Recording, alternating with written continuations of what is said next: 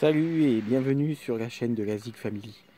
Alors une fois n'est pas coutume, je vous fais une vidéo où vous n'allez pas voir ma tête aujourd'hui. Tant mieux diront certains, et aussi tant mieux pour la qualité puisque je filme en Full HD.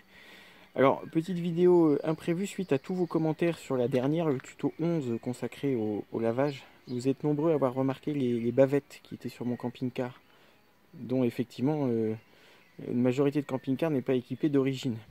Donc j'ai décidé de vous refaire une petite vidéo imprévue pour vous montrer le montage de ces bavettes.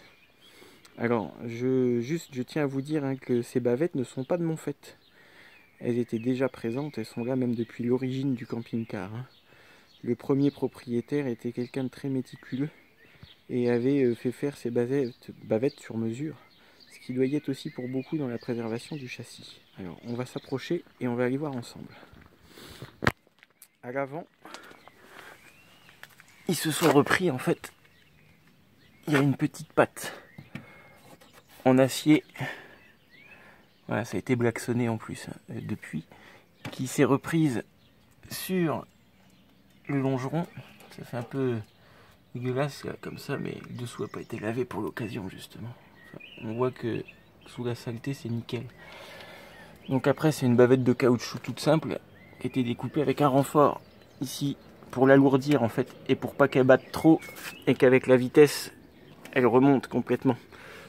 Donc c'est ça le secret, c'est il faut la lester. Donc une patte métallique. Voilà. Et alors derrière c'est un petit peu plus complexe,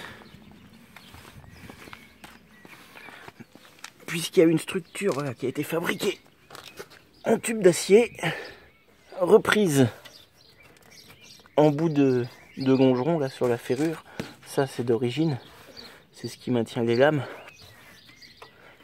avec fixé au bout. Alors l'avantage qu'on a ici, c'est qu'on a des bas de caisse en alu. Évidemment sur des bas de caisse en PVC ou en ABS souple, c'est beaucoup plus compliqué. Donc fixé ici, avec en même temps une petite rondelle caoutchouc amortissante. Et même principe, avec toujours cette grosse patte métallique qui leste. Et en plus, un petit jeu de chaînette. Alors ça c'est moi par contre. Voilà. Repris comme ça. Pour justement les surélever un peu de l'arrière, des deux côtés. Pour éviter que dans une pente ou dans un chemin un peu caillouteux, parce que c'est vrai que nous on sort un peu des sentiers battus avec ce camping-car, pour éviter que les bavettes ne raclent. Donc le système est à l'identique. De l'autre côté,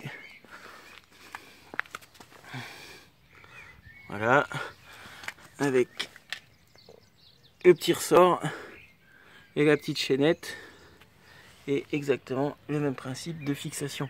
Alors j'ai essayé de vous montrer le châssis, enfin le plancher. Allez, là on est sur le châssis d'origine du J5.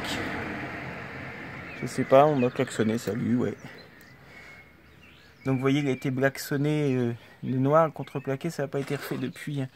Mais tout est très propre, et on voit bien qu'à l'arrière justement, là on est tout près de la roue, hop, salut au bonhomme Michelin. On a bien des projections ici, mais si vous regardez là à l'arrière, on n'a rien du tout. Et ça c'était l'idée justement, que ça évite de venir se nicher dans les angles, comme ça fait toujours. Et là on est vraiment sur l'angle arrière de la cellule. 1994, je le rappelle, et c'est impeccable. Pareil ici, vous pouvez regarder comment est le châssis. C'est full origine, ça a bientôt 25 ans. Ça les a même déjà. Et c'est impeccable. Hop. Et on a la même chose. Voilà, on voit mieux le montage, là peut-être. Bon, c'est un peu rustique, hein, mais c'est vrai que là c'est là depuis le début. Voilà. Donc voilà pour ces fameuses bavettes.